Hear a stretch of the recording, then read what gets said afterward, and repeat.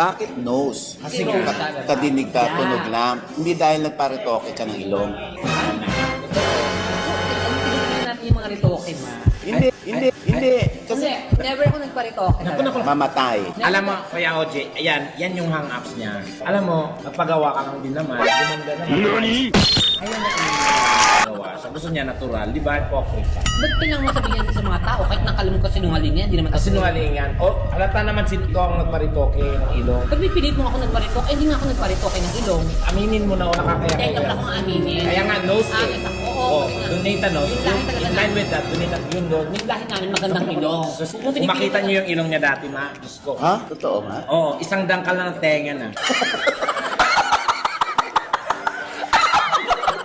Tapos ang yabang, gumanda naman. Di ba ang ayos naman ng outcome? Ayaw niya aminin. Gusto niya inborn. Ang sarap tubuhin. Alam mo, Tekla, gusto ko na sabi sa'yo na yung mga sinasabi mo, puro kasi ng alin. Yes. Diba? Paritoke Ako ka. nagparitoke. Nagparitoke. Sigurado ka ako? Ikaw. Kaya nga ako nga. Antopi Oo ka. nga, pinipilit mong ako. O, ikaw. So, ako nga. Ako nagparitoke. Ako. Sinong gusto mo kami? Tarantado pala ito eh. Kumbinsin mo yung mga tao dito na kami nagparitoke. Kung kami nagparitoke, buhay pa kayong doktor gumawa. Ano to? Anesthesia lang? O kung makatawa ka naman? Ano yung sa'yo promo? Birthday ko ng pagkakagawa. At saka kung nagparitoke kaming dalawa, anong hugot namin sa magparitoke? Maganda kami dati, nagtawa kami, pinaganito namin.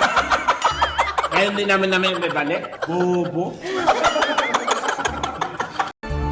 Dear, love is a burning fire still. Listen to flames grow higher day. To let them steal your heart is easy. Easy. Ingat pa tayo sa pag-uwi.